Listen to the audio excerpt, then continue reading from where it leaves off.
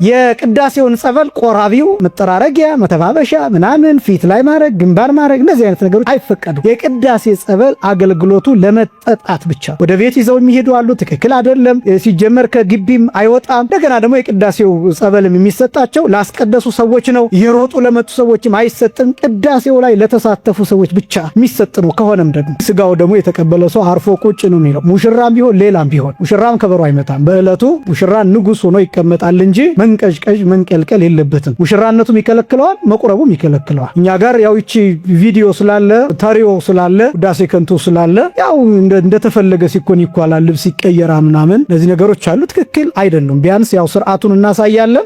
ከዛ ውጭ መሆን የሚፈልጉ ሰዎች ሊቀጥሉበት ይችላሉ። እና ሁልጊዜ ጥጋብ ከባድ ነው። አብዝቶ መመገብ፣ አብዝቶ መብላት፣ መጠጣት እነዚህ ነገሮች ወደ ኃጢአት ይወስዳሉ። የዝሙት ሐሳብን ያመጣል። በዚህ ምክንያት የቆረበው ሰው በቆረበበት ቀን ለኃጢአት ራሱ ሊጋለጥ ይችላል። ስለ ስጋው ደግሞ በየሰፈሩ ህግ የሚያወጡ ሰዎች አሉ። ቆርበሻል እኮ እንደዚህ እንዴት ማድረግ የለብሽም እያሉ የየራሳቸውን ህግ የሚያስቀምጡ ሰዎች አሉ። ትልቁ የተቸገርነው ይሄ ነው። ያንን ደግሞ ሰው እንዴት እንደሆነ አላውቅም፣ በደንብ እንደ ህግ አድርጎት ይቀጥላል። እና ከዛ እንዲያውም አይ ይሄ እኮ ይደረጋን ሲባል በመምህራን በቀሳውስት ሲነገረው ኧረ አባ ተሳስተዋን የሚል ሁሉ ሊያርም የሚፈልግ ሁሉ አለ። አንዳንዱ ደግሞ ጭራሽ ተሐድሶ ነው እንደ ገሌ ሁሉ አለ ማለት ሚዳዳ ሁሉ ይኖር። ስጋውን ደሙን ተቀብዬ እንዴት ብቻዬን እሆናለሁ? ብቻህን ብትሆን ምን ችግር አለው ሲባል ሰይጣን ቢቀርበኝ ሲለም ጋኔ ቢለክፈኝ ሲለም ይሄ ማለት እኮ የሰውዬ ሳይቆርብ በቃ አጋንንት የሚጫወቱበት ማለት ነው። ልክ ድመት በአይጥ እንደምትጫወት አጋንንት እንደፈለጉ የሚዘሉበት ፍራሽ እንደሆነ ማለት እና ይሄ ራስን ለጋኔን የማመቻቸት ስራ ነው። በጣም ከባድ ነው እንደዚህ አይነት ነገር። ስጋው ደግሞ ይጠብቃል፣ አጋንንትን ያርቃል። ብቻውን መሆን መፍራት ያለበት ያልቆረበ ሰው ነው። ስጋውን ደግሞ ያልተቀበለ ሰው ነው መፍራት ያለበት። ለምን? አጋንንት እንደፈለጉ የሚጨፍሩበት ስለሆነ፣ ክፉ ሐሳብ የሚመጣበት ስለሆነ፣ ራስን የማጥፋት ስሜት፣ የጭንቀት ስሜት፣ የድብርት ስሜት፣ የብቸኝነት ስሜት፣ ተስፋ የመቁረጥ ስሜት የሚሰማው ሰው ያልቆረበ ሰው አይ እንዳይተርፍብኝ እያሉ ከአቅም በላይ ተመግበው ሌላ ችግር ከማምጣት የተረፈውን ማስቀመጥ፣ በኋላ የሚበላ ከሆነ መብላት፣ ያለዚያ ደግሞ ሌላ ሰው የሚመገበው ከሆነ ደግሞ መስጠት ይቻላል። ምክንያቱም አንዳንዱ ሰው እኔ ያተረፍኩትን ሌላ ሰው ሊበላው አይገባም። ለምን? እኔ ቆርቤ ያስተረፍከው እኮ ስጋው ደግሞ አይደለም እንጀራ ነው፣ አንተ ቤት የተጋገረውን። አንዳንድ ጊዜ ወጣትነታችንን የሚሻማ ይመስልንና ከቆረብኩ እኮ በቃ እንደ ትልቅ ሰው እንደዚህ ጎብጬ መሄድ አለብኝ ብሎ የሚያስብሰዋል። በቃ ለዚህ ነው የማይቆርበው። በጣም ወጣቱ ከቆረብኩ በኋላ እኮ ይሄን መስራት አልችልም፣ ይሄን ማድረግ አልችልም፣ ንግድ አለኝ፣ ሱቅ አለኝ፣ እሱን መክፈት አልችልም ይላል። ማን ነው የከለከለው? የቆረበ ሰው ሰሌን እንዲያረግ አይጠበቅበት፣ የሰሌን ቆብ እንዲያረግ አይጠበቅበት። የቆረበ ሰው መሬት የሚጠርግ አቧራ የሚጠርግ ቀሚስ እንድትለብስ አይጠበቅበት። የቆረበ ሰው የግድ የጨርቅ ሱሪ ያድርግ የሚል ህግም የለም። የግድ እንደዚህ ነው አለባበሱ በቃ በቲሸርት እንዳይሄድ ምናምን የሚሉ እነዚህ ህጎችም የለም። የቆረበ ሰው የሚኖረው ማንኛውም ክርስቲያን እንዲኖረው የተፈቀደውን ህይወት ነው የሚኖረው። የተለየ ጫና የለበትም፣ የተለየ ዕዳም የለበትም። ብዙ ሰው የሚጨንቀው እንደዛ ስለሆነ። በስመ አብ ወወልድ ወመንፈስ ቅዱስ አሃዱ አምላክ አሜን። ስብሐት ለእግዚአብሔር ኪያነ ዘፈጠረ ከመ ናምልኮ እንሰግድለት ዘንድ እናመልከው ዘንድ እንገዛለት ዘንድ እናመሰግነው ዘንድ የፈጠረን አምላካችን እግዚአብሔር የባህሪ ምስጋና ለእርሱ ይሁን። ስብሐት ለማርያም እመ አምላክ እግዝእትነ ወመድኃኒትነ መድኃኒታችን መመኪያችን ለምትሆን ለእናታችን ለንጽሕት ቅድስት ድንግል ማርያምም የጸጋ ምስጋና ለእርሷ ይሁን። ስብሐት ለመስቀለ ክርስቶስ ዕፀ መድኃኒት ኃይልነ ወፀወንነ ኃይላችን አምባችን መጠጊያችን ጋሻችን ለሚሆን በቀራንዮ ለተተከለ መድኃኒት ለሚባል ለክርስቶስ መስቀልም የጸጋ ምስጋና ለእርሱ ይሁን። ክቡር መምህራችን መጋቤ ሐዲስ መምህር ይስሐቅ የዚህ ታላቅ ደብር የትርጓሜ መጻሕፍት መምህርና የስብከተ ወንጌል ኃላፊ፣ ክቡራን የደብሩ አገልጋዮች፣ መምህራን ወንጌል፣ ሰባክያነ ወንጌል፣ ክቡራን ዘማሪያን፣ ክቡራን የደብሩ ሰንበት ትምህርት ቤት መዘምራን፣ ክቡራን የእግዚአብሔር ልጆች ሁላችሁም በልዑል እግዚአብሔር ስም እንደምን ዋላችሁ? እንደምን አመሻችሁ? አምላካችን እግዚአብሔር በዚህ ዕለትና በዚህ ሰዓት በዚህ ቅዱስ ቦታ እንድንገኝ ስለፈቀደልን ስሙ ለዘለዓለም የተመሰገነ ይሁን። ክርስቶስ ተንሥአ እሙታን አሰሮ ለሰይጣን ሰላም ኮነ። ለብርሃነ ትንሣኤው ያደረሰን አምላካችን እግዚአብሔር ስሙ የተመሰገነ ይሁን። አሁን ያለንበት ወቅት ያው በዓለ ሃምሳ ስለሆነ ይጠበቃል። የሰው ቁጥር እንደሚሳሳ እንደ ጾሙ እንደማይሆን ይጠበቃል። ነገር ግን እናንተ ቀጠሯችሁን ጠብቃችሁ ካላችሁንም ጠብቃችሁ የቤተ ክርስቲያኗን መልእክት አክብራችሁና ጠብቃችሁ ተገኝታችኋል። ቀላል አይደለም።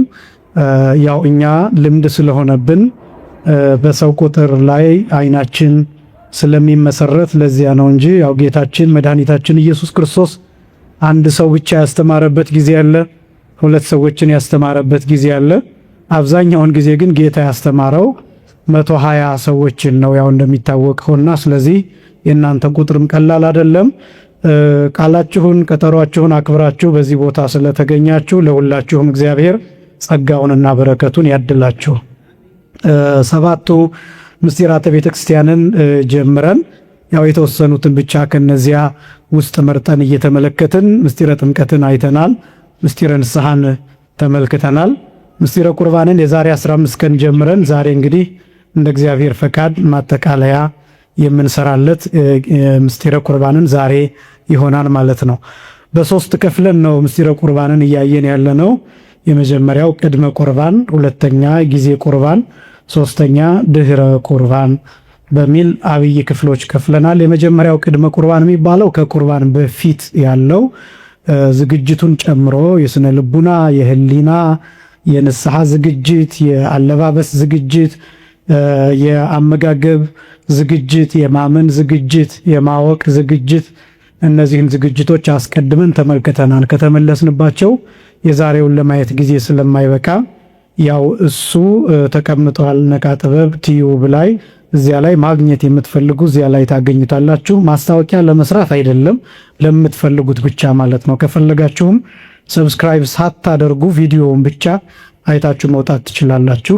ምክንያቱም እንደዚህ አይነት ትምህርቶችን ስንናገር አንዳንድ ጊዜ ሰብስክራይብ እንዲደረግልን ምናምን የሚመስለው ሰው ስለሚኖር ማለት ነው። ትምህርቱን ብቻ አይቶ መውጣት ይቻላል። ዛሬ ግን ከዛሬ ከምንመለከተው ጊዜ ቁርባን ከሚለው ጀምሮ ያለውን ነው። በቁርባን ጊዜ፣ ይህም ደግሞ ስጋውን ደሙን በመቀበል ጊዜ የሚለውን ነው የምንመለከተው። አሁን እንግዲህ ዝግጅቶቹን አስቀድመን ስለተነጋገርን ይሄ ትምህርት ተዘጋጅተዋል ተብለው ለሚታሰቡ ሰዎችና ለመዘጋጀትም ለወሰኑ ለመቁረብ ለወሰኑ ሰዎች የሚሰጥ ጥቆማ ነው።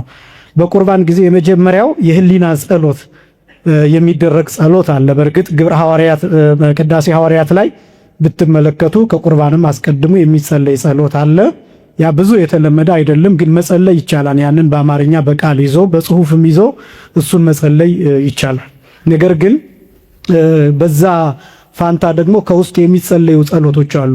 ብዙዎቹ ጸሎቶች ካህናት ቆራቢዎቹን ወክለው የሚጸልዩዋቸው ጸሎቶች አሉ። ለምሳሌ አሁን ወደ ቅዱስ ሥጋውና ወደ ክቡር ደሙ ከመኬዱ ወይም ድርገት ከመወረዱ አስቀድሞ ካህኑ አምናለሁ ይህ ሥጋ ክርስቶስ አማኑኤል ከመቤታችን ከቅድስት ድንግል ማርያም የነሳው ሥጋ እንደሆነ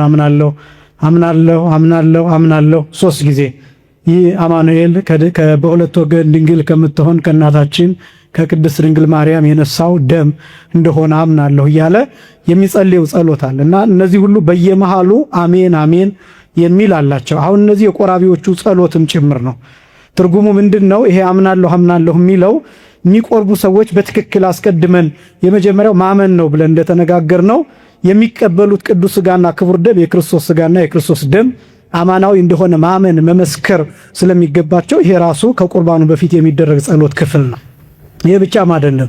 ድርገት ከመወረዱ አስቀድሞ ጻድቃን ሰማዕታት እየተጠሩ የሚጸለይ ጸሎት አለ። ይሄ ድርገት የሚባለው ከዚህ በፊት ነግሬያችሁ እንደሆነ አላውቅም፣ ወይም ታስታውሱ እንደሆነ ድርገት ማለት ቀጥታ ትርጉሙ አንድነት ማለት ነው እና ይሄ አንድነት ደግሞ ተብሎ የሚጠራው የሚቆርቡት ሰዎች ከቀዳሴያኑ ጋር አንድ የሚሆኑበት፣ ከእግዚአብሔር ጋር አንድ የሚሆኑበት፣ ከመላእክት ጋር አንድ የሚሆኑበት፣ እርስ በርስ አንድ የምንሆንበት፣ ከበቁ ሰዎች ከማናያቸው ቅዱሳን ጋር አንድ የምንሆንበት የተለየ ምስጢር ነው። በዚህ ምክንያት ጸልዩ በእንቲአነ ከማለቱ በፊት ዲያቆኑ ከዚያ በፊት ጻድቃን ሰማዕታት እየተጠሩ ይጸልያል። ለምንድነው እንደዛ የሚደረገው? ያቺ ሰዓት ህብረት አንድነት የሚፈጸምበት በመሆኑ ጻድቃን ይጠራሉ፣ ሰማዕታት ይጠራሉ፣ መላእክት ይጠራሉ፣ ቅዱሳን ይጠራሉ። አጠቃላይ በሕይወተ ሥጋ ያሉ በሕይወተ ሥጋ የሌሉ በአጸደ ነፍስ ያሉ ጭምር ይጠራሉ። ያን ጊዜ አንድነት የሚፈጸምበት ሰዓት ላይ ሁሉም ይገኛሉ በየትኛውም ቤተክርስቲያን። ይሄ በጣም አስደናቂ የሆነ ህብረት ነውና እነዚህ ሁሉ ጸሎቶች ናቸው። ከቁርባን በፊት የሚደረግ ጸሎት ማለት ነው። የቅዳሴ ጸሎት በዋናነት በሁለት የሚከፈል ነው። የመጀመሪያው ህብስቱንና ወይኑን ወደ ሥጋነትና ወደ ደምነት የመለወጥ ሂደት ሲሆን፣ ሁለተኛው ቆራቢዎቹን የማብቃት ሂደት ነው። በቃ የቅዳሴ ክፍል በአብይ ክፍል ሲቀመጥ ይሄ ነው። የመጀመሪያው ህብስቱ ተለውጦ ስጋ ወልደ እግዚአብሔር እንዲሆን፣ ሁለተኛ ወይኑ ተለውጦ ደመ ወልደ እግዚአብሔር እንዲሆን መጸለይ። ከዛስ በኋላ የሆነ ቦታ አለ ህብስቱና ወይኑ ወደ ስጋነትና ወደ ደምነት ተለውጧን ብለን የምናምንበት ቦታ አለ። እንደየ 14ቱ ቅዳሴያት ይለያያን ቦታውና ከዛ በኋላ ግን ህብስት ወይን የሚለውን ስም ትተን ስጋ ደም ማለት እንጀምራለን። ከዛ በኋላ ግን የሚሆነው ጸሎቱ ምንድነው? ለምሳሌ የንስሐ ጸሎትን ታስተውላላችሁ። አሁን በቅዳሴ ጊዜ መጀመሪያ ላይ የንስሐ ጸሎት ይደገማል። በኋላ እግዚኦ ከመባሉ በፊት እግዚኦ መሐረነ ክርስቶስ ከመባሉ በፊት ጸሎተ ንስሐ ይደገማል፣ ወድቀን ማለት ነው። አሁን ያ ጸሎተ ንስሐ የሚደገምበት ምክንያት እኛ በተለይ ምን ቆርብ ሰዎች ሰውነታችን ለስጋው ደግሞ ብቁ እየሆነ እንዲሄድ ነው። የማብቃት ሂደት፣ የማንጻት የመቀደስ ሂደት ነው። ህሊናችንን የማንጻት ሂደት ነው ሂደቱ። ለምሳሌ አምላካችን ሆይ እንደ ቸርነት ነው እንጂ እንደ በደላችን አይሆንም የሚለውን ይህንን አሁን 3 ጊዜ እንለዋለን። ይህን 3 ጊዜ ከስጋው ደግሞ በፊት የምንልበት ምክንያት ስጋህን ደምህን ለመቀበል እየቀረብን ነው። ለመቀበል ሰዓቱ እየቀረበ ነው። ደቂቃዎች ናቸው የቀሩት። ስለዚህ እንደ ኃጢአታችን እንዳይሆንብን እንዳትፈርድብን እንዲህ እያለ ነው የምንለምነው። ይሄ ብቻም አይደለም፣ እንደየቅዳሴያቱ ይለያያል። ለምሳሌ በቅዳሴ ማርያም ጊዜ መሐር የሚል ቃል አለ። ወኢትስኪ መሐር ማለት ይቅርበል ማለት ነው። ወኢትስኪ ማለት አትክሰስ፣ አትፍረድ ማለት ነው። እና ይሄ ቃል በጣም የሚገርም ነው፣ የሚከብድም ቃል ነውና አትክሰስ ማለት ምንድነው? በቃ አልበቃችሁም ብለህ አትክሰሰን፣ ንጹሃን አይደላችሁም ብለህ አትፍረድብን፣ በቃ ይቅርበለን ማረን የሚል እግዚአብሔርን የምናራራበት መጠይቅ ነው ይሄ ቃልና እንዲህ አይነት ጸሎቶች ሁሉ ከቁርባን በፊት የሚደረጉ ጸሎቶች ናቸው። ከዛ ግን ልክ በቁርባኑ ጊዜ ድርገት ሲወረድ ግን ልክ ደወሉ ሲደወል ቅዱስ ቅዱስ ቅዱስ ስሉስ ዘኢይትነገር ሀበኒ ከመ እንሣ ለሕይወት ዘንተ ስጋ ወደመ ዘእንበለ ኩነኔ ሀበኒ እግበር ፍሬ ዘያሰምረከ ከመ አስተርኢ በስብሐቲከ ወእህየው ለከ እንዘ እገብር ዘዚአከ ፈቃደ በተአምኖ እፄውዐከ አበ ወእፄውዕ መንግሥተከ ይትቀደስ እግዚኦ ስምከ በላዕሌነ እስመ ኃያል አንተ እኩት ወስቡሕ ወለከ ስብሐት ለዓለመ ዓለም እያል የምንጸልየው ጸሎት ነው ይሄ። ይሄ ጸሎተ ህሊና ተብሎ ይጠራል። ከሰባቱ ኪዳናት አንዱ ነው። ብዙ ለማብራራት ትቸገራለህ፣ ይህንን አልተረጉምም ጊዜ ስለማይበቃን። ግን ይሄን ጸሎት ይላሉ መተርጉማኑ ምእመናን ቢያውቁ ይጸልዩታል። ወደ ቅዱስ ሥጋ ወደ ክቡር ደሙ እየቀረቡ ቅዱስ ቅዱስ የእዝል ጸሎት አለው። የአራራይ ወይ ደግሞ የግዕዝ ቅዳሴ በሚቀደስበት ጊዜ ዜማው አራራይ ነው። በእርግጥ ግን የግዕዝ ቅዳሴ በሚቀደስበት ጊዜ ይሄ ይባላል። ስለዚህ በግዕዝ የግዕዝ ቅዳሴ በሆነበት ጊዜ በአራራይ እየተዜመ የእዝል ቅዳሴ በሆነበት ጊዜ በእዝል ዜማ እየተዜመ ወይም ደግሞ ዜማውን የማይችል ሰው ይህንን በግዕዝ ሊሆን ይችላል፣ በአማርኛ ሊሆን ይችላል። የሸመደደ ሰው ይህንን እየጸለየ ይቀርባል። ሐሳቡ ምን የሚል ነው? ቅዱስ ቅዱስ ስሉስ ዘኢይትነገር ማለት አንድነት ሶስትነት የማይነገር የማይመረመር በመላእክት ዘንድ ቅዱስ ቅዱስ ተብለ የምትመሰገን ሆይ ሀበኒ ከመ እንሣ ለሕይወት ዘንተ ስጋ ወደመ ዘእንበለ ኩነኔ ይህንን ስጋና ደም ያለ ፍርድ ለሕይወት ይሆነን ዘንድ ስጠኝ የሚል ነው። ይሄ ብቻ ሳይሆን ከቆረብኩ በኋላ ከተቀበልኩ በኋላ ፍሬ አፈራበት ዘንድ አንተን ደስ የሚያሰኝህን አደርግ ዘንድ ስጠኝ። ይሄ ብቻ ሳይሆን በጌትነትህ በክብርህ በአንተ ውበት አንተ በምትፈልገው እገለጥ ዘንድ አንተን አባት አድርጌ እየጠራሁ እማጸንሃለሁ የሚል ይዘት ያለው ነው ጸሎቱ። እና ይሄ በቁርባን ጊዜ የሚጸለይ ጸሎት ነው። የሚጸልዩት የሚቆርቡት ሰዎች ብቻ አይደሉም፣ ሁሉም ይጸልያሉ። ነገር ግን የማያውቁ ቢኖሩ ካህናቱ፣ ለምሳሌ አሁን እንደምታውቁት በአዲስ አበባ ስርዓት ጸሎተ ዕጣነ ሞገር የሚደርስበት ጊዜ ዝማሬ የሚቃኝበት ጊዜ ነው። ግን እንደዛም ሆኖ ግን ድምፅ ማጉሊያውን መሪጌቶቹ ቢይዙት እንኳን ይሄ ቅዱስ ቅዱስ የሚለው ጸሎት ግን አይቋረጥም። እስመ ኃያል አንተ የሚለው ጸሎት አይቋረጥም። በለሆሳስም ቢሆን ይባላል። ያ ማለት ቀስ ተብሎ በዜማ ይባላል እንጂ አይቋረጥም። ለምንድን ነው? ለእያንዳንዱ ቆራቢ ነው ይሄ ጸሎት የሚጸለየው። ይሄ ጸሎተ ህሊና የህሊና ጸሎት ተብሎ ይታወቃል። ይህንን ታገኙታላችሁ ቅዳሴ ሐዋርያት ላይ። ስለዚህ የህሊና ጸሎት የሚባለው ይሄ ነው። በቁርባን ጊዜ ይሄ ጸሎት መጸለይ ያለበት። ሁለተኛ አክብሮት ነው። እንዳትጨነቁ በቃላችሁ ካልያዛችሁት፣ አቅም ካላችሁ ከያዛችሁት ነው እንጂ ብዙ እንድትጨነቁበት አይደለም። እንዳልኳችሁ ቀሳውስቱ ስለናንተ ይጸልያሉ፣ በእናንተ ምትክ ስለሆነ የሚጸልዩት ማለት ነው። ሁለተኛው አክብሮት ነው። አክብሮት ማለት በዚያ ቅጽበት ቀዳሾቹን ማክበር ይገባል፣ ቦታውን ማክበር ይገባል፣ ራሱን ቅዱስ ሥጋውን ክቡር ደሙን ማክበር ይገባል። ፍጹም የሆነ የልብ አክብሮት መስጠት ይገባል። ይሄ ማለት ነው ከልብ የሆነ መረዳት መስጠት ይገባል። ቅዱስ ሥጋውን ክቡር ደሙን ማወቅና መረዳት። ይሄ እኮ የጌታ የሥጋና ደም። ይሄ አሁን ለቆራቢዎች ብቻ አይደለም። ይህንን የምንለው ለቆራቢዎች ብቻ ሳይሆን አስቀድሰን በእለቱ መቁረብ ማንችል በተለያየ ምክንያት መቁረብ ማንችል ግን ቅዱስ ሥጋው ክቡር ደሙ በሚወጣበት ጊዜ አንደኛ ስግደት ይሰገዳል፣ ሁለተኛ ፍጹም የሆነ አክብሮት መስጠት ይገባል። በህሊና በልብ መገዛት ይፈልጋል። አክብሮት የሚባለው ይሄ ነው። ይሄ ሥጋ ይሄ ደም ተራ ምድራዊ ምግብ አይደለም፣ ምድራዊ መጠጥ አይደለም። የክርስቶስ ሥጋና ደም ነው። ይሄ ሥጋና ደም ዝም ብሎ የተገኘ አይደለም። ክርስቶስ ተንከራቶ የሰጠን ነው። መስቀል ላይ ደቆ የሰጠን ነው። ነፍሱን ከሥጋው በገዛ ስልጣኑ ለይቶ የሰጠን ነው። ነፍስ የተለየው መለኮት የተዋሃደው ሥጋና ደም ነው። መላእክት እንደ ሻሽ የሚነጠፉለት እንደ ቅጠል የሚረግፉለት ነው። ቅዱሳን ፍጹም አክብሮት የሚያከብሩት ነው። ይህንን ማወቅ ይገባል ነው።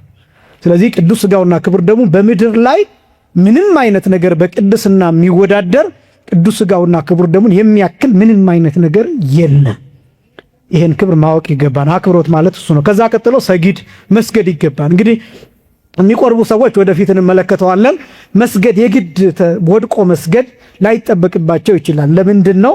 ሲሰግዱ ሰው እንዳይረግጣቸው፣ የተለያየ ነገር እንዳይከሰት። አንዳንድ ጊዜ በአካልም ትንሽ ገዘፍ ያሉ ሰዎች ከሰገዱ በኋላ ለመነሳት የሚቸገሩ አይነት ሰዎች ሊሆኑ ይችላሉና በእለቱ ሥጋውን ደሙን ለመቀበል መሰናክል እንዳይሆንባቸው አድንኖ ብቻ አድርገው፣ አድንኖ ማለት ከአንገት ቀለስ ከወገብ መለስ ማለት መቻል ማለት ነውና ስለዚህ ስግደት የእጅ መንሻ እንደዚህ አይነት አቅርቦ ከዛ በኋላ ወደ ቅዱስ ሥጋውና ወደ ክቡር ደሙ መቅረብ ይቻላል። ማንኛውም የማይቆርብ ሰው ግን ባለበት ወድቆ ስግደት የሚባለው በሶስት የሚከፈል ነው። አንዱ ወዲቅ ይባላል፣ ሁለተኛው አስተብርኮ ይባላል፣ ሶስተኛው አድንኖ ይባላል። ወዲቅ የሚባለው ሶስት አካላት መሬት ይነካሉ። አንዱ ጉልበት መሬት ይነካል፣ ሁለተኛ እጅ መሬት ይነካል፣ ሶስተኛ ግንባር መሬት ይነካል። ይሄ ስግደት ይባላል። ስግደት የሚባለው በዋናነት ይሄ ነው። ወዲቅ የሚባለው መውደቅ የሚባለው፣ አስተብርኮ የሚባለው መንበርከክ ነው። እጅና ጉልበት መሬት ይነካሉ። አድንኖ ግን የሚባለው ማንኛውም አካል መሬት አይነካም። ያው እግር ከመሬት ስለማይለቅ አድንኖ የሚባለው ይሄ ነው። ስለዚህ የሚቆርቡ ሰዎች ብቻ አድንኖ ያደርጋሉ። ቀላል ሰውነት ለመነሳት የማይቸገሩ ከሆነም እነሱም ሊሰግዱ ይችላሉ። ሁሉም ግን ይሰግዳል። ሰጊድ የሚባለው ይሄ ነው። ሌላው ትኩረትን መሰብሰብ ይፈልጋል። በተለይ የሚቆርቡ ሰዎች ቅዱስ ሥጋውን ክቡር ደሙን ለመቀበል በሚፈልጉበት ጊዜ ትኩረት ለምንድን ነው ትኩረት መሰብሰብ ያስፈልጋል የሚባለው? አንደኛ ቀዳሹን አለማየት፣ ዲያቆኑን አለማየት። ይሄ ሲባል ምንም አናስተውልም ማለታችን አይደለም፣ ግን ለመሰናክል የሚሆኑ ነገሮችን አለመመልከት ነው። ለምሳሌ አንዳንድ ሰው ሊቆርብ ሲመጣ ያ የቀደሰው ቄስ የሚያቆርበው ቄስ የሚያውቀው ሊሆን ይችላል። በተለየ ግብር የሚታወቅ ዲያቆኑ እንደዛ ሊሆን ይችላል። ደጋግሜ እንደገለጥኩት እንግዲህ እኛ ደካሞች ስለሆንን ምን ጊዜም አውደ ምሕረት ላይ በምንቆምበት ክብር አይደለም ሌላ ቦታ የምንታየው። ይሄ ዘመኑ ያመጣብን ነው። መቼም ሁላችንንም እግዚአብሔር ይቅር ይበለን። ሰዎች ስለሆንን ደካሞች ስለሆንን አንዳንድ ስህተቶች ይኖራሉና ለመቁረብ በምንመጣ ጊዜ እንዴ ከዚህ ቄስ ነው የምቀበለው ከዚህ ዲያቆን ነው የምቀበለው ብለን እንዳንሰናከል ትኩረታችንን ወደ ቅዱስ ሥጋውና ወደ ክቡር ደሙ ብቻ ማድረግ፣ አይንን ከሰዎቹ ላይ መንቀል። ይሄ ብቻም አይደለም። አሁን አንዳንዱ ሰው ለመቁረብ ሲቀርብ በምንድን ነው ይዘውት የወጡት? ምንድን ነው የያዙት? ዲያቆኑ በምንድን ነው የያዘው? እነዚህ ሁሉ የመሳሰሉትን ነገሮች ማጥናት ሁሉ ይፈልጋል። እነዚህ ሁሉ ተገቢ አይደሉም። ስለዚህ ትኩረትን መሰብሰብ፣ ወደ ቅዱስ ሥጋውና ወደ ክቡር ደሙ ብቻ ማድረግ። ሌላው እንዳይነጥብ መጠንቀቅ። እያየናቸው ያለናቸው ነጥቦች በመቁረብ ጊዜ ብቻ የሚደረጉበትን ወይም በድርገት ጊዜ የሚደረጉትን ነው እየተመለከትን ያለ ነው። እንዳይነጥብ መጠንቀቅ ማለት እንዳይወድቅ መጠንቀቅ ማለት ነው። በጣም ትልቅ ጥንቃቄ ይፈልጋል። አንዳንዶቻችን ስንቆርብ በጣም ከማክበራችን የተነሳ ሊሆን ይችላል። አፍ አከፋፈታችን ራሱ ያንዳንዶቹ ይንቀጠቀጣል፣ ከንፈራቸው ይንቀጠቀጣል። ከአክብሮት የተነሳ እንደሆነ እሱን እረዳለሁ፣ ሁላችንም እንረዳለን። ይህን ግን በጣም የበዛ ፍርሃት አይደለም መሆን ያለበት። ማክበር አለብን፣ ልክ ነው፣ ግን እስከምንጨነቅ መሆን የለም። በዚህ ምክንያት ሰዎች አፋቸውን ሲከፍቱ በትክክል ስለማይከፍቱ አፋቸው ስለሚንቀጠቀጥ ስለሚጨነቁ አንዳንድ ጊዜ የሚሰጣቸው የጌታ ሥጋ ከአፋቸው ሁሉ የማምለጥ ነገርና የመውደቅ ነገር ሊያጋጥም ይችላል። እሱ ብቻ ሳይሆን ደሙን በሚቀበሉበት ጊዜ በዕርፈ መስቀል በሚቀበሉበት ጊዜ አንዳንዶቹ ከድንጋጤ የተነሳ ጽዋውን ይገፉትና ዲያቆኑን ሊያስደፉት ሁሉ ይችላሉ። አንዳንዶቹ ደግሞ በትክክል ዕርፈ መስቀሉ ወደ አፋቸው እስኪገባ ድረስ የማይጠብቁ አሉ። በዚህ ምክንያት ለማቁረብ ለዲያቆኑም ለቄሱም አስቸጋሪ የሆኑ ሰዎች ይኖራሉ። ከአክብሮት እንደሆነ እሱንም እንረዳለን። ግን ደግሞ በዚህ ደረጃ በጣም ተጨንቃችሁ መሆን የለበትም። በደንብ ስሙኝ። የጌታን ሥጋና ደም አታክብሩ አይደለም ነጥቡ፣ ግን ማክበር ይሄ ከአፋችን እስከሚያመልጥ ድረስ መሆን የለበትምና ለሱ መጠንቀቅ ያስፈልጋል። እንዳይነጥብ ማለት እሱ ነው፣ እንዳይወድቅ በተለይ ደግሞ ደሙን በምንቀበልበት ጊዜ ፈሳሽ ስለሆነ በጣም ብዙ ጊዜ የመንጠብ መሬት ላይ ጠብ ማለት ጠባ ያለውና ልብስ ላይም እንደዚህ አይነት በጣም ጥንቃቄዎች ያስፈልጋሉ። ህፃናትን አስቀድሞ ማዘጋጀት ይፈልጋል። ብዙ ጊዜ ችግር የሚገጥመው በህፃናት ነው። አንዳንዶቹ ህፃናት አይነገራቸውም፣ አያውቁም። በዚህ ምክንያት ቀጥታ ይዘዋቸው ይመጣሉ። አንዳንዶቹ አስተቃቀፋቸው፣ ለምሳሌ ህፃን ልጅ ሲያዝ በቀኝ ነው ታቅፎ የሚመጣው እንጂ በግራ ታቅፎ አይደለም። ምን ጊዜም ቢሆን ህፃናትን በምታቆርቡበት ጊዜ በቀኝ እጃችሁ አቅፋችሁ ይዛችሁ ትመጣላችሁ። ዲያቆኑ በቀኝ በኩል ያቀፉትን ለማቀበል ይመቸዋል።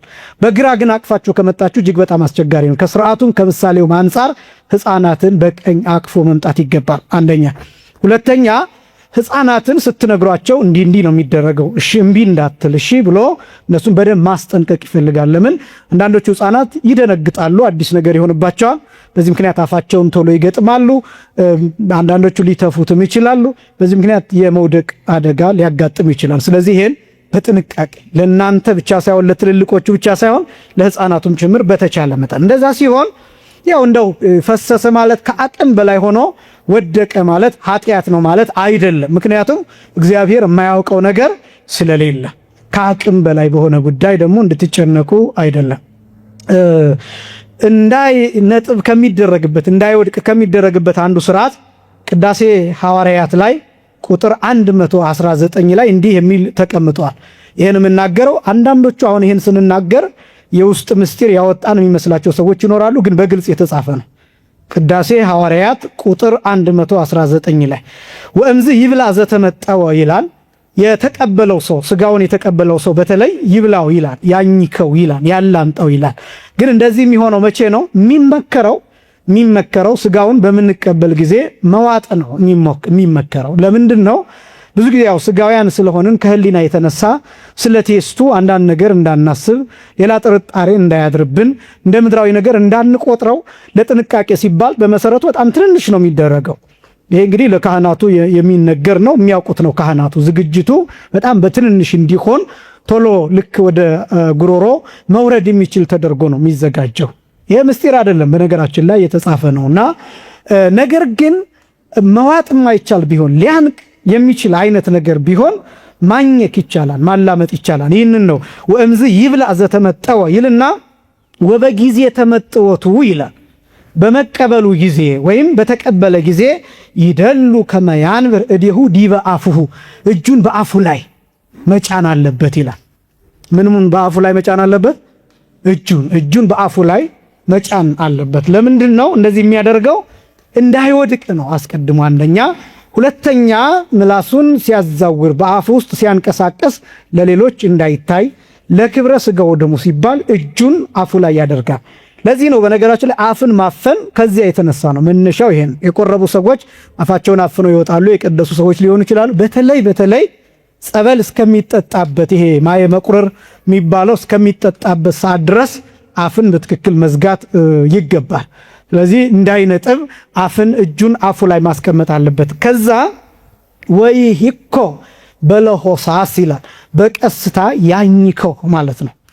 በቀስታ ያላምጠው ይላል። ይሄንን ምላችሁ ለመዋጥ የማይቻልና የማይመች አይነት ከሆነ በጣም አሁን ለምሳሌ አዲስ ሰዎች በሚቆርቡበት ጊዜ ወደ ቁርባን ሲመጡ ይጨነቃሉ። አንዳንዶቹ ወደ አፋቸው ከገባ በኋላ እንዴት ላድርገው ዋጠው ይባላሉ። ግን ደግሞ መዋጥ የማይችሉ ሰዎች አሉ።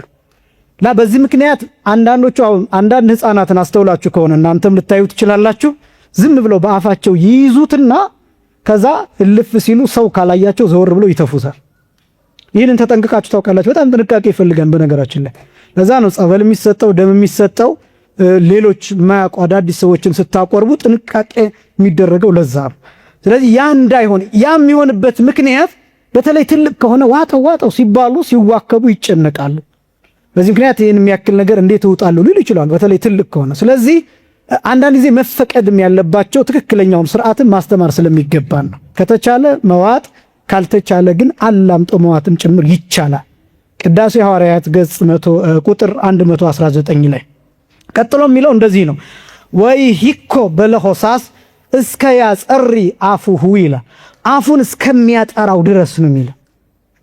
ትናጋውን በድዱ በምላሱ በምን ተጣብቆ እንዳይቀር ጥርግ አድርጎ አፉ ውስጥ ያለውን አፉን ዘግቶ ሁሉን ነገር ጥርግ አድርጎ እሱን መዋጥ አለበት ነው። ይሄ ነው ወይ ሂኮ በለሆሳስ የሚለው ይሄን እስከ ያጸር አፉሁ ማለት አፉን እስከሚያጠራው ድረስ። ለምን ድድ አካባቢ ጥርስ አካባቢ የተጣበቀ ምንም አይነት ቅንጣት መኖር የለበት። ስለዚህ ይህንን ማድረግ አለበት በፍርሃት ወበረአድ፣ ነገር ግን በማክበር በመፍራትና በመንቀጥቀጥ መሆን አለበት ነው። እንደዚህ ሲባል ቅድም እንዳልኳቸው አይነት መንቀጥቀጥ ሳይሆን ማክበር ማለት ነው። እና በዚህ ክብር ያንን ማድረግ ይገባን። ከዛ በኋላ የስጋውን የተቀበለው ሰው ቀጥሎ ደሙን ይቀበላል። ደሙን ከተቀበለ በኋላ ቀጥሎ ማይ መቁረር ይሰጠዋል። ማይ መቁረር ማለት የሚያበርድ ውሃ ማለት ነው። የሚያቀዘቅዝ ውሃ ማለት ነው። ቀጥታ ሲተረጎም የሚያቀዘቅዝ ውሃ። ይሄ የሚያሳየው ምስጢሩ የቅዱስ ስጋውን እና የክቡር ደሙን እሳትነት የሚያሳይ ነው። እሳት ነው የተቀበለው። ስለዚህ ያንን ምስጢር ለማሳየት ነው አንዱ። ሁለተኛው ግን ማዩ የሚያስፈልገው በመሰረታዊነት ከዚህ በፊት ነግሬያችኋለሁ።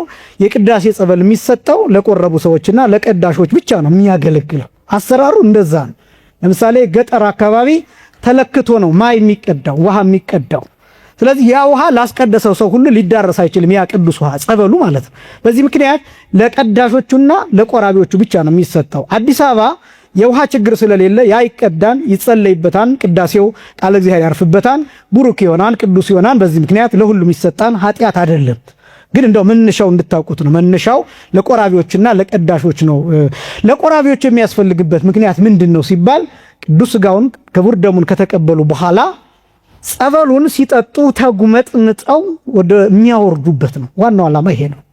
አፋቸውን የሚጠርጉበት ነው። በአንድ ጊዜ ላይ ጠጡት ይችላሉ። ይጅው አድርጎ መጠጣት ሳይሆን የተወሰነ ጠጥቶ ከዛ አፍን አጽድቶ ከዛ በኋላ ቀሪውን ደግሞ መጠጣት እስከሚያልቅ ድረስ መጠጣት። እነዚህን ማድረግ የቅዳሴውን ጸበል ቆራቢው መጠራረጊያ፣ መተባበሻ ምናምን ፊት ላይ ማድረግ፣ ግንባር ማድረግ እነዚህ አይነት ነገሮች አይፈቀዱም።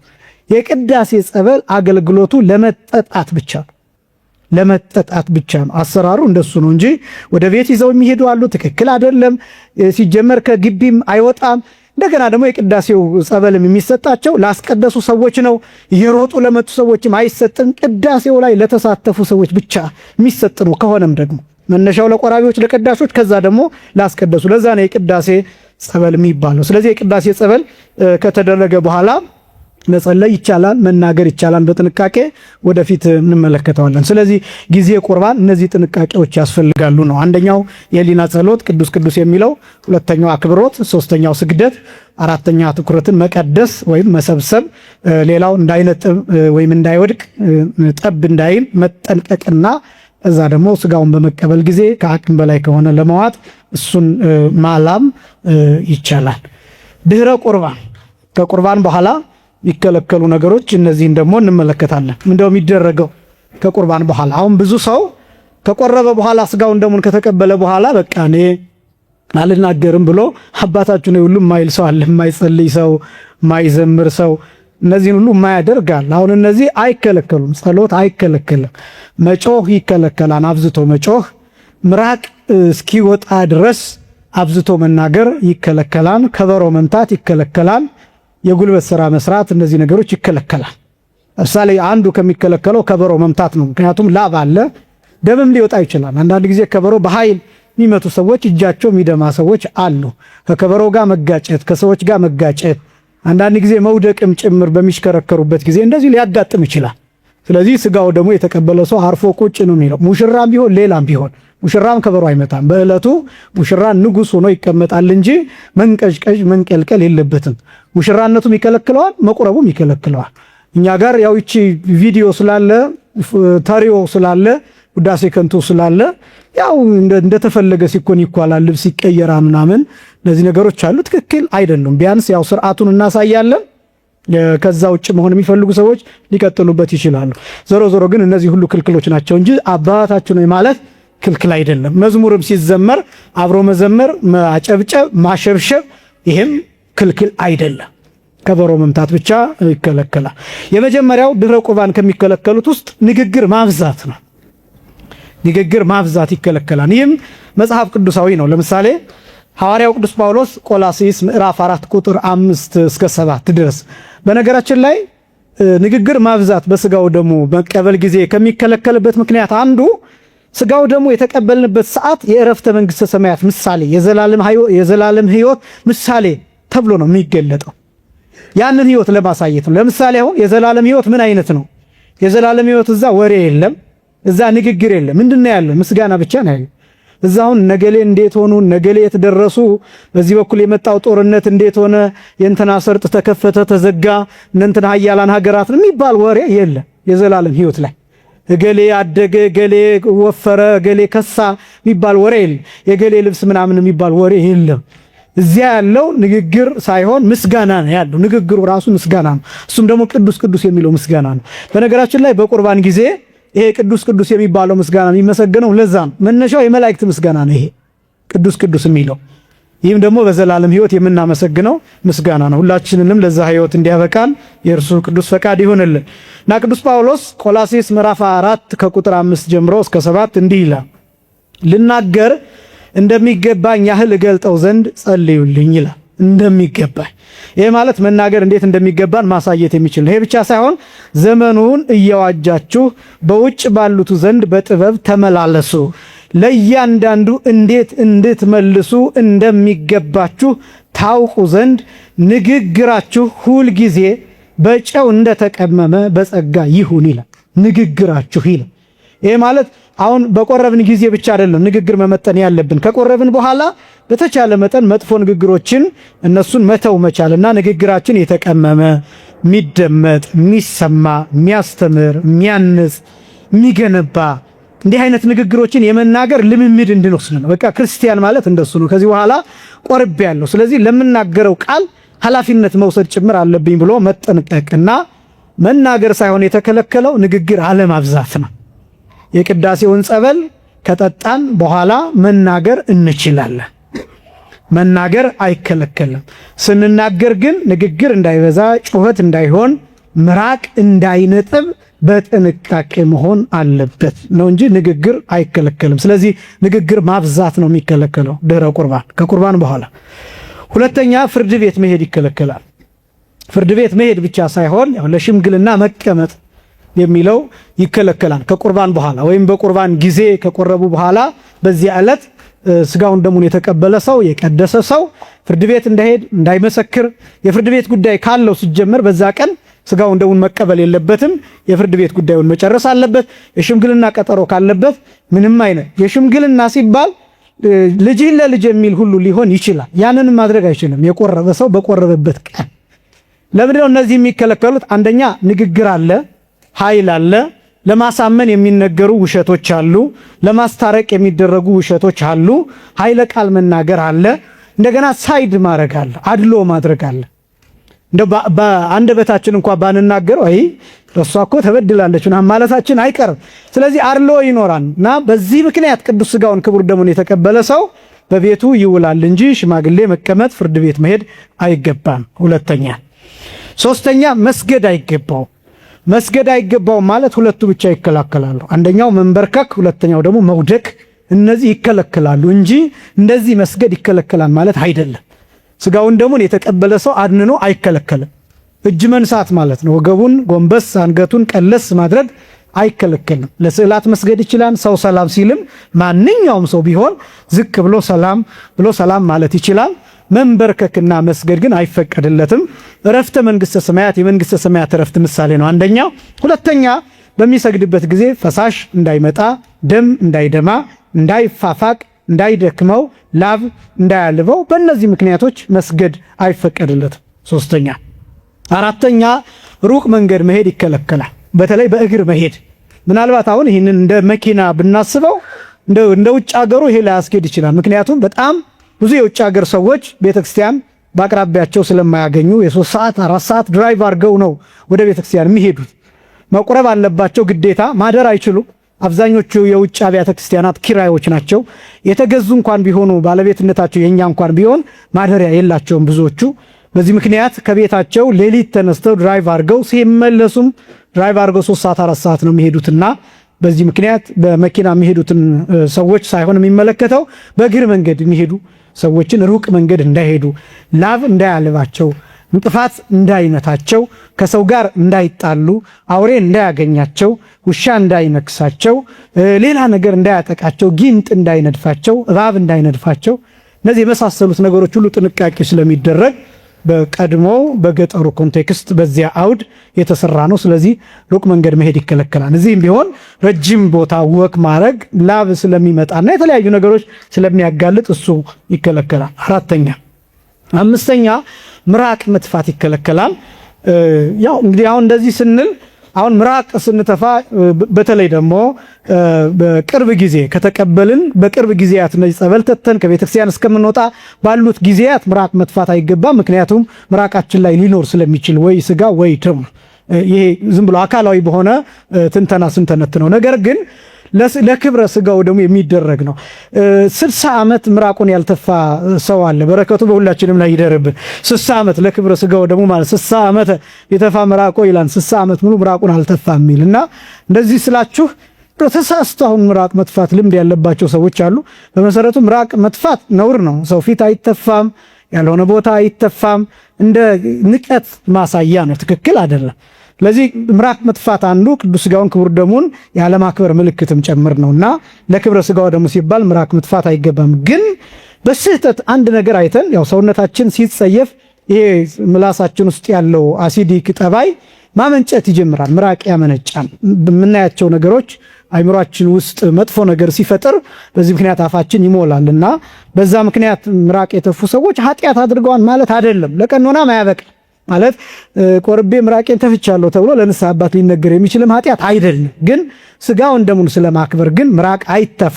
ተሳስተው ግን ምራቃቸውን የተፉ ኃጢአት ነው ማለት አይደለም። ምክንያቱም ይህን የምናገረው ብዙዎቹ ይጨነቃሉ። በቃ ስጋውን ደሙን ከተቀበሉ በኋላ እነዚህ አይነት ስህተቶችን ሲሰሩ በቃ እንደዚህ ሆንኩኝ እኮ ብለው ቁርባኑ እንዲሆነ የሚጠይቁን ስላሉ መምህር ተሳስቼ ምራቄን ተፍቻለሁኝ ቅድምና እንደው ይፈርስብኛል ቁርባኑ ብለው የሚጨነቁ ሰዎች አሉ። በዛ ደረጃ እንዲሆን አይደለም።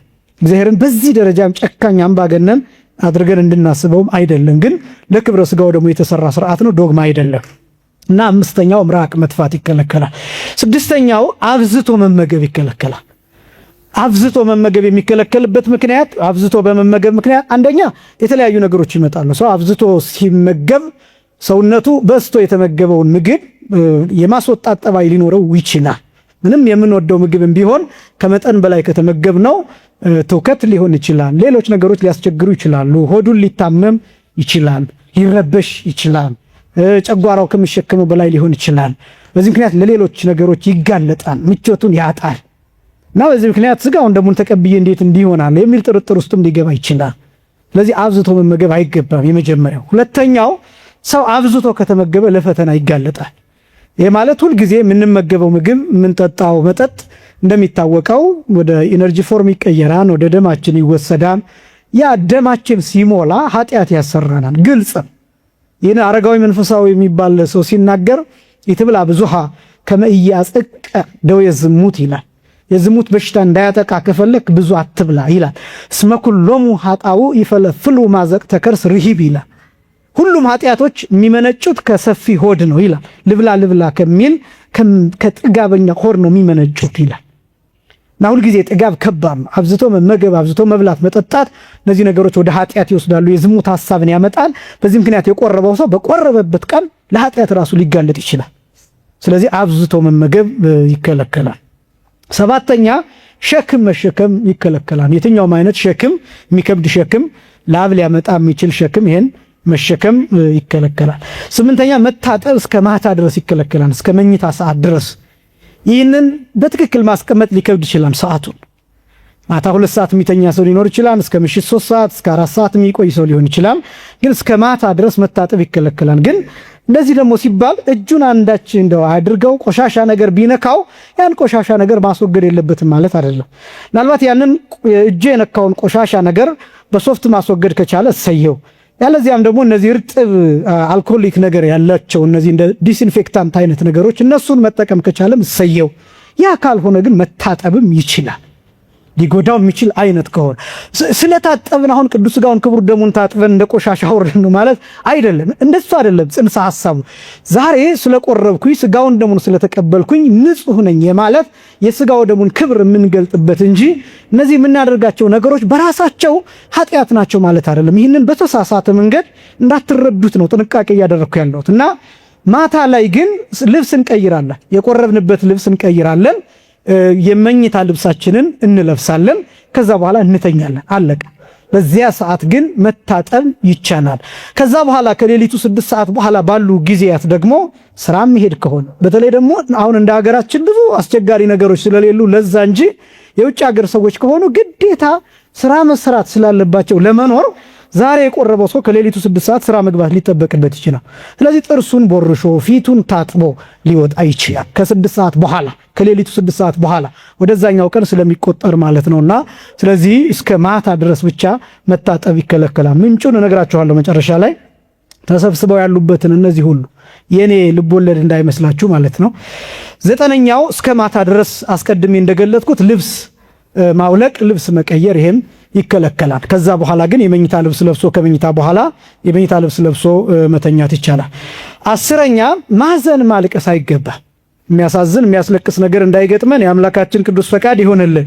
ማዘን ማልቀስ ግን ይከለከላል። ምንም አይነት ነገር ሊሆን ይችላል፣ ደስታ ሊሆን ይችላል። በተቻለ መጠን አሁን ብዙ ሰዎች በሰርጋቸው ዕለት ያው የደስታ ነው በእርግጥ መቆጣጠር አይቻለን፣ እሱን ሊያለቅሱ ይችላሉ። አንዳንዶቹም እንባ አጠራቅሞ የሚያለቅሱ ሰዎች ይኖራሉ። ሆን ብለው በቃ በዚህ ቀን ካላለቀሰ ሙሽራይቱ ቀድማ ሎቢ ትደረጋለች። በሰርግሽ ቀን ካላለቀስሽማ ምኑን ሴት ነሽ ተብላ እንባ አጠራቅማ የሰርጓ ቀን የምታለቅስ ስንት ትኖራለች። እንደው እግዚአብሔር አሁን ይህን ሁሉ ተከታትሎ ቆርበሽ አልቅሰሻን ብሎ የሚፈርድ አምላክ አይደለም። ግን በጥንቃቄ ግን መያዝ ይገባል። ዞሮ ዞሮ ግን ማዘን ማልቀስ በዚህ ቀን ፊትን መንጨት ማቅ መልበስ ይሄ የተከለከለ ነው ፈጽሞ። ስለዚህ ማዘን ማልቀስ አንዱ በበዓለ ሀምሳም የሚከለከለው ይሄ ነው። ይሄ በዓለ ሀምሳም የዕረፍተ መንግስተ ሰማያት የአዝማነ መንግስተ ሰማያት ምሳሌ ስለሆነ በዓለ ሀምሳ ከዚህ በፊት እንደገለጥኩት ሰዎች እንዲያለቅሱ እንዲያዝኑ አይገባም ነው እንጂ ንስሐ አይገቡም እንደዚህ አይደለም ሐሳቡ። ማዘን ማልቀስ አይገባም፣ ግን ኃጢአትን መስራት አይገባም። በስጋው ደሙም ጊዜ እንደዛው ነው ተመሳሳይ። ስለዚህ ማዘን ማልቀስ አይገባም። 10ኛ 11ኛ ለሁለት ቀናት ከሩካቤ ስጋ መቆጠር ለባለ ትዳሮች ማለት ነው። ያው ስለ ሩካቤ ስጋ ሲወራ ሲጀመር ስለ ዝሙት አይደለም የምናወራው። በባልና ሚስት ቢሆን በመኝታው ንጹህ ነው እንደተባለው ሩካቤ ስጋው ንጹህ ነው፣ ቅዱስም ነው፣ ኃጢአትም አይደለም። ግን ለክብረ ስጋው ደግሞ ግን ለ2 ቀናት እንዲቆጠቡ ይታዘዛል። ይህም መነሻው ከዚህ በፊት ያነሳሁት ይመስለኛል በሥርዓተ ቤተክርስቲያኑ ትምህርት የቅዱስ ሉቃስ ወንጌል ምዕራፍ 1 ቁጥር 23 ላይ ዘካርያስ ከቤተ መቅደሱ ከዕጣን አገልግሎቱ ከተመለሰ በኋላ ከቅድስት ኤልሳቤጥ ጋራ በመኝታ አንድ የሆኑት ከ2 ቀን በኋላ ነው የሚለው እንድረክሌ ሞአሊላም ከ2 ቀን በኋላ። ለምን ቢባል ስለ ክብረ ዕጣን ስለ ዕጣኑ ክብር ብሎ እና ዘካርያስ በብሉይ ኪዳን ስለሚታጠነው ዕጣን ክብር ብሎ 2 ቀን ከታገሰ እኛ ደግሞ ለጌታ ስጋና ደም 2 ቀን መታገስ ይገባናል ነው ነጥቡ። እና ለ2 ቀናት ከሩካቤ ስጋ መቆጠብ። ሌላው 12ኛ ቀሪጸ አጽፋር ይላል።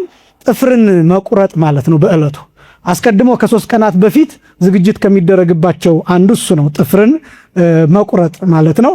ነገር ግን ስጋውን ደሙን በተቀበሉበት ቀን ጥፍርን መቁረጥ አይገባም፣ ይከለከላል። 13ኛ ተላጼወ ጸጉር፣ በእለቱ ስጋውን ደሙን የተቀበለ ሰው ጸጉሩን መላጨት ጸጉሩን መስተካከል አይችልም፣ ይከለከላል። 14ኛ ሩቅ መሄድ ሐዊረ ፍኖት ብሎ ይገልጠዋል። ቅድም እንደገለጥኩት ረጅም መንገድ የሚያደክም መንገድ መሄድ፣ እነዚህ አጠቃላይ ይከለከላሉ። በቁርባን ጊዜ የሚከለከሉት እነዚህ ናቸው።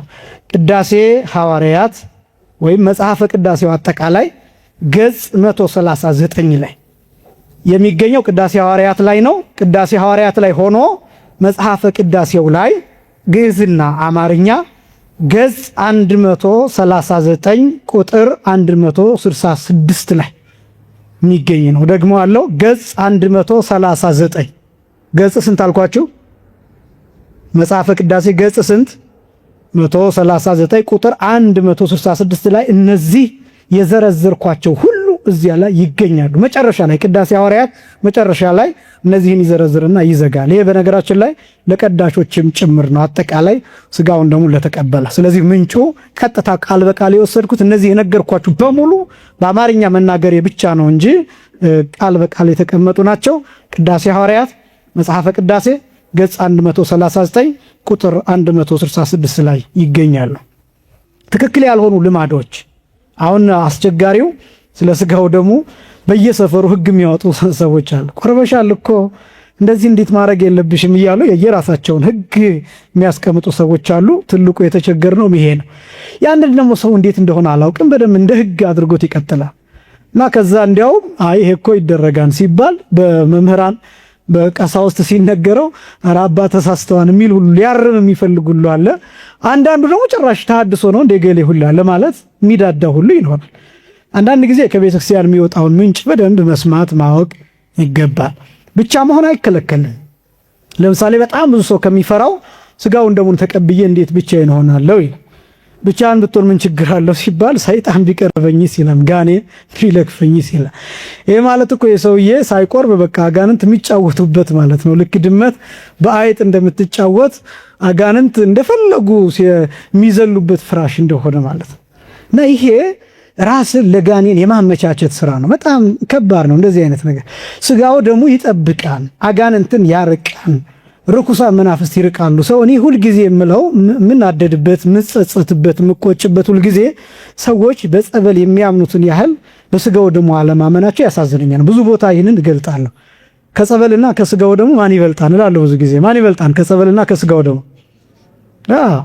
እና ጸበል መጠመቅ መልካም እኮ ነው። ጸበል ያስፈልጋል። ምክንያቱም እግዚአብሔር ቃል ያረፈበት የተቀደሰ ውሃ ነው፣ አጋንንትን ያርቃል። ግን ስጋው ደግሞ ማለት ያለማቋረጥ ሰዎች ቀጥ ብለው 3 ሰዓት የሚጸልዩበት ነው። ከዛ ደግሞ ተለውጦ ህብስት የነበረው ስጋ ወልደ እግዚአብሔር ይሆናል፣ ወይን የነበረው ደመ ወልደ እግዚአብሔር ይሆናል። እና አስደናቂ ነገር ነው ይሄ። ይፈውሳን፣ ህይወት ይሰጣን። አጋንንት ከሩቅ አይተው የሚፈሩት የሚንቀጠቀጡለት ነው። እና እንደ ሊቀርቡ እንኳን ቢሞክሩ ልክ እሳት ላይ እንደሚያርፉ የእሳት ራት ኩምትር ብለው የሚረግፉበት ነው። እና ይሄን በደንብ ማወቅ ይገባል። ስለዚህ ብቻ መሆን አይከለከልም። ብቻ መሆን አይከለከልም። እንዲያውም ብቻውን መሆን መፍራት ያለበት ያልቆረበ ሰው ነው። ስጋውን ደግሞ ያልተቀበለ ሰው ነው መፍራት ያለበት። ለምን? አጋንንት እንደፈለጉ የሚጨፍሩበት ስለሆነ፣ ክፉ ሐሳብ የሚመጣበት ስለሆነ፣ ራስን የማጥፋት ስሜት፣ የጭንቀት ስሜት፣ የድብርት ስሜት፣ የብቸኝነት ስሜት፣ ተስፋ የመቁረጥ ስሜት የሚሰማው ሰው ያልቆረበ ሰው ነው። ስጋው ደግሞ ያልተቀበለ ሰው ነው። ንስሐ ያልገባ ሰው ነው።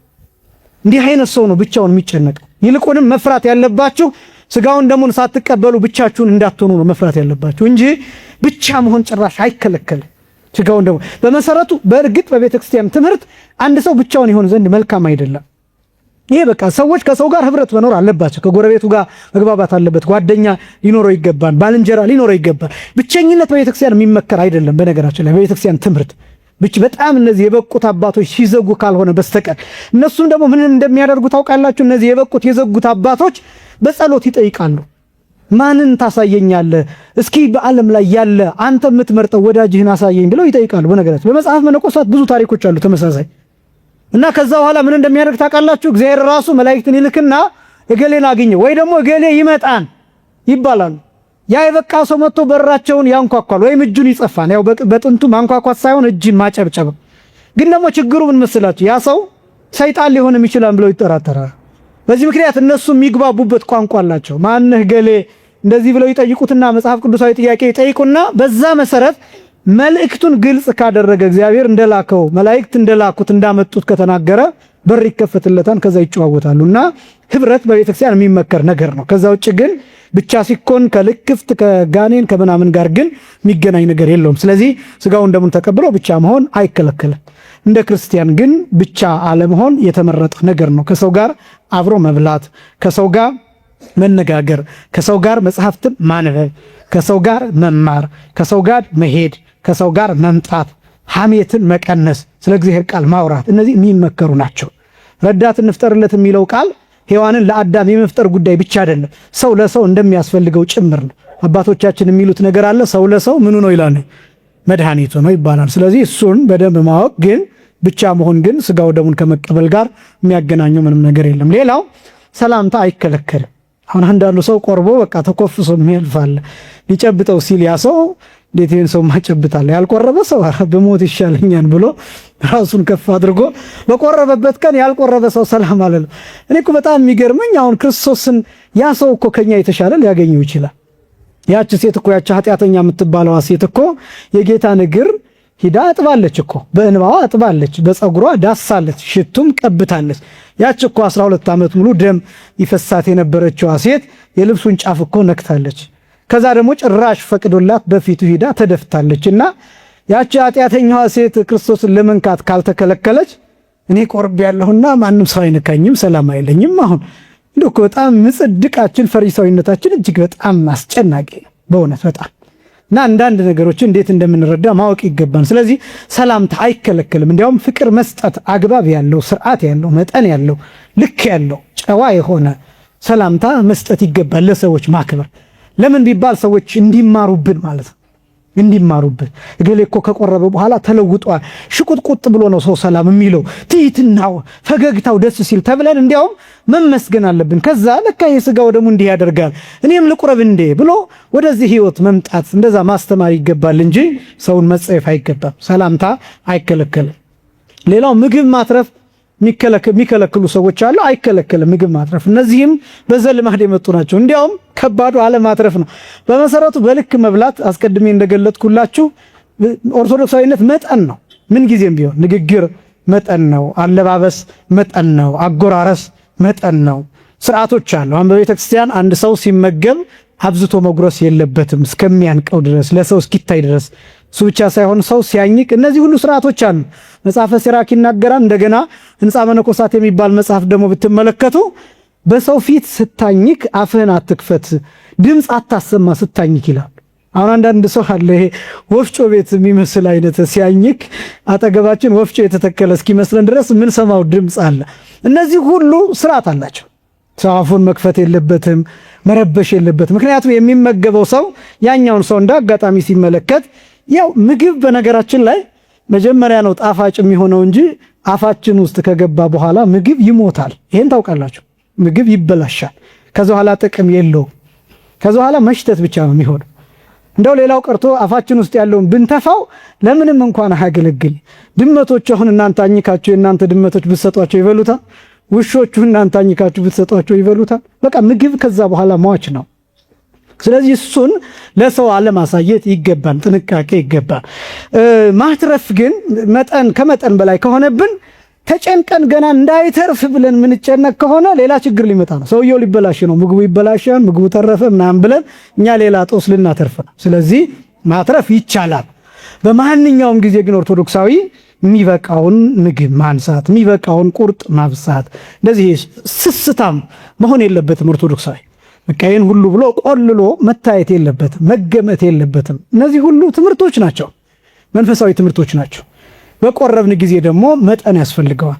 ከዛ ውጭ ግን ከአቅማችን በላይ ከሆነ እንዳይተርፍብኝ እያሉ ከአቅም በላይ ተመግቦ ሌላ ችግር ከማምጣት የተረፈውን ማስቀመጥ፣ በኋላ የሚበላ ከሆነ መብላት፣ ያለዚያ ደግሞ ሌላ ሰው የሚመገበው ከሆነ ደግሞ መስጠት ይቻላል። ምክንያቱም አንዳንዱ ሰው እኔ ያተረፍኩትን ሌላ ሰው ሊበላው አይገባም። ለምን?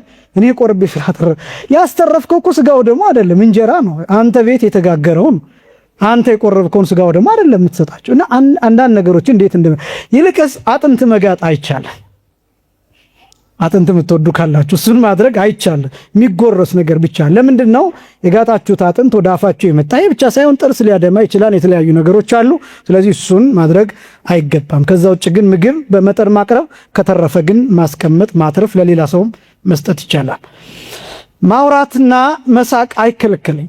የብዙ ሰው ጥንቃቄ ከቆረብኩኝ ማውራት አልችልም፣ በቃ እንደዚህ ከሰው ጋር ማውራት ሲባል የቆረበ ሰው ብቻ ሳይሆን ማንኛውም ክርስቲያን ማንኛውም ኦርቶዶክሳዊ ማውራት የሚገባውን ነገር በመጠን ማውራት ይገባል። ከዛ ውጭ ግን ያው ቅዱስ ዮሐንስ አፈወርቅ ሲናገር ወአልቦ ምንትኒ ዘይሴኒ በዝንቱ ዓለም እምዘያነብሮ ለነገር በመዳልው ይላል። በዚህ ዓለም ላይ ነገርን በሚዛን ከሚያስቀምጠው ሰው በላይ የሚያምር ሰው የለም ይላል። መልካም የለም ይላል። ሁሉ ነገር በልክ መቀመጥ አለበት። ራስ ኦርቶዶክሳዊነት ሚዛን ስለሆነ ልክ ስለሆነ መጠን ስለሆነ ስለዚህ ማንኛውም ነገር በልክ ማስቀመጥ ያስፈልጋል። በቁርባን ጊዜም ከቁርባን በኋላም በሌላው ህይወትም ነገር ግን በቆረብን ጊዜ የተለየ ማውራት፣ መሳሳቅ፣ መጫወት በአግባብ በስርዓት ሊጠይቀን ከመጣ ቤተሰብ ጋራ መጫወት መቀላለድ ግን ፈጽሞ አይከለከልም።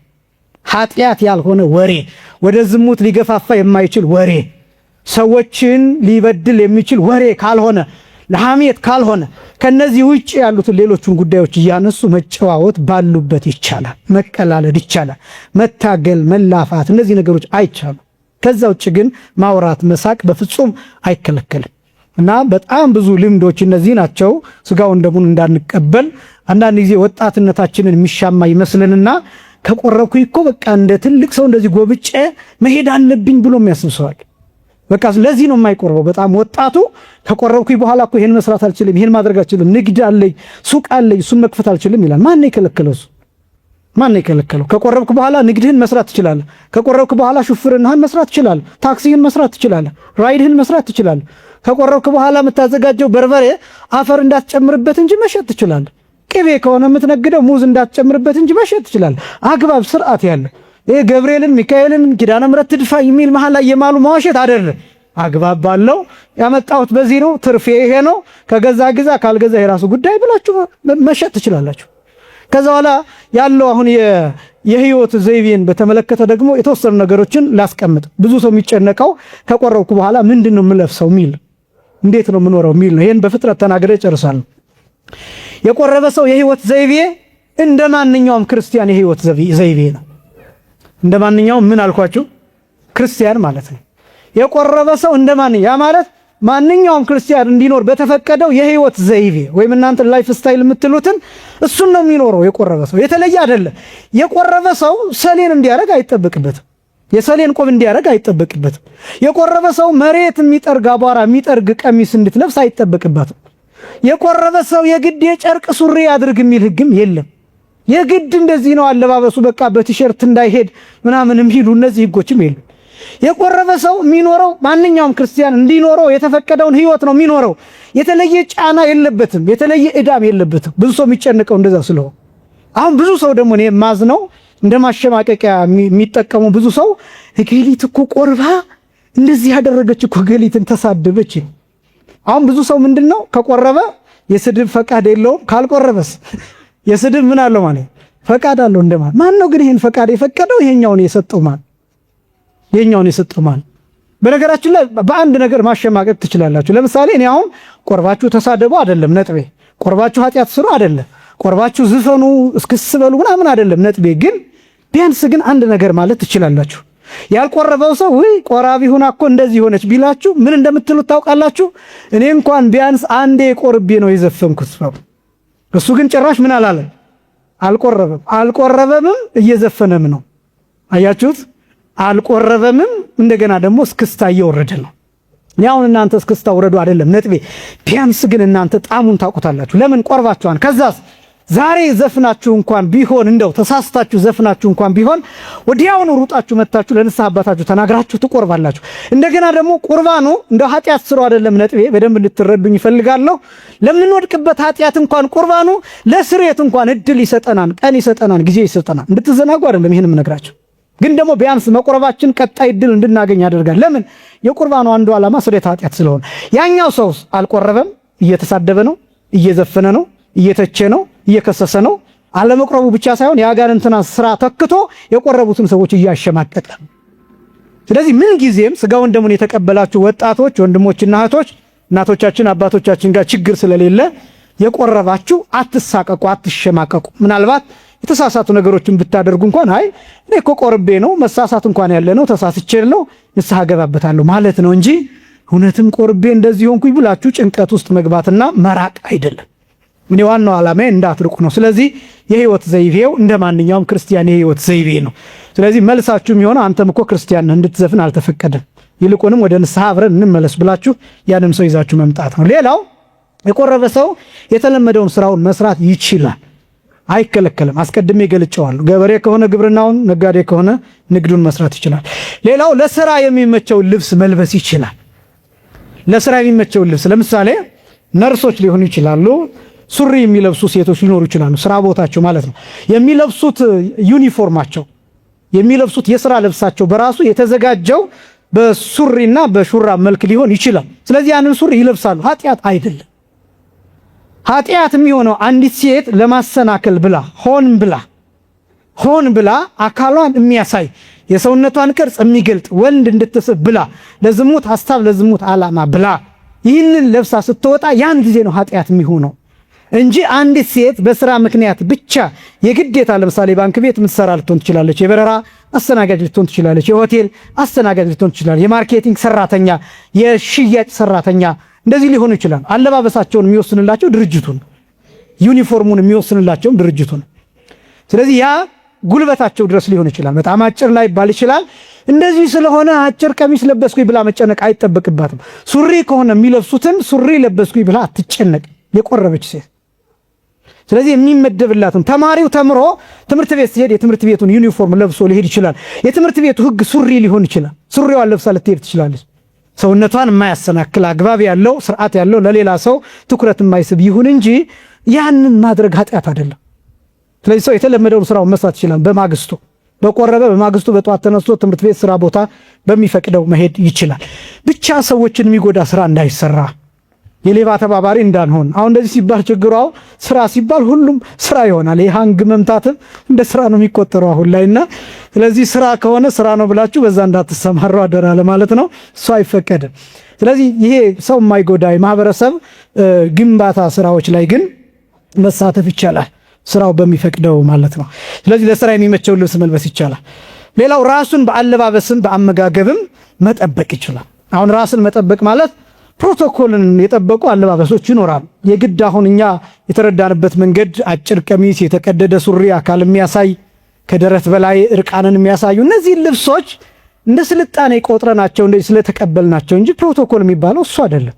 እውነት ለመናገር እንደዚህ የሚያደርጉ ሰዎች አሁን በአንዳንድ የሥራ ቦታዎች እንደ ዲሲፕሊን ይያዝና ሊባረሩ ሁሉ ይችላሉ። ተደጋጋሚ አንዳንድ መስሪያ ቤቶች እንደዛ ነው። ለምሳሌ አንዲት ሴት ከደረቷ በላይ ያለውን አካል ገልጣ ብትሄድ ማስጠንቀቂያ ይሰጣታል። ቀጥሎ ግን ከስራ ልትባረር ልትቀነስ ሁሉ ትችላለች። እንደዚህ ከሆነ መስሪያ ቤቶች ይህ ሕግ ካላቸው እኛ እንዴት ይህንን መንፈሳዊ ሆነን ማክበር ያቅተናል? ስለዚህ ፕሮቶኮሉን ሰው መጠበቅ ይገባዋል። ሱፍ መልበስ፣ ወንዱ ሱፍ መልበስ ካለበት መልበስ ይችላል። ሴቷ ቆንጆ ያማረ ቀሚስ መልበስ ትችላለች። እነዚህ ነገሮች ማድረግ ራሷን መጠበቅ ትችላለች። ንጹህ መሆኑ ይሄ በክርስትና የሚፈቀድ ነው። ደጋግመን እንደገለጥ ነው። ያ አይከለከልም። የሚያሰናክሉ ልብሶችና አካልን የሚያራቁቱ ይህ ውርደት ያለው የማህበረሰብን ባህል ያልጠበቀ ዝቅጠት ያለው እንደዚህ አይነት ነገሮች ግን ቆረብንም አልቆረብንም ክርስቲያን እንደመሆናችን ይከለከላል። ስለዚህ ባለባበስም ባመጋገብ መጠበቅ ይችላል። ባመጋገብ የሚለውን መጥቀስ ያስፈልገው ለምንድን ነው? አንዳንድ ሰው እንደ ቆርብ ያለው ይህን እንዴት እበላለሁ የሚል ሰው ሊኖር ይችላል። በመጽሐፍ ሕግ የተከለከሉ የተፈቀዱ አሉ። ለምሳሌ ስጋን በተመለከተ የማይከለከሉ አሉ፣ የሚፈቀዱ ደግሞ አሉ። የሚፈቀዱ የማይፈቀዱ አሉ። እነሱን እንደ ክርስቲያን ያን ሕግ መከተል እንጂ ቆርብ ያለሁ ብሎ ምንም ራስን ከሌላ ምግብ መጠበቅ የሚፈቀድ አይደለም። ግን ለትህርምት ግን ይሄን አልበላም እቀንሳለሁ የሚል ሰው ካለ መልካም። ለምሳሌ በበዓል ሃምሳኔ ስጋ አልበላም ግን ጾሙን እንዳልሽረው ጧት ጥሬ እበላለሁ ቆሎ በልቼ ውላለሁ የሚል ሰው ካለ ይችላል።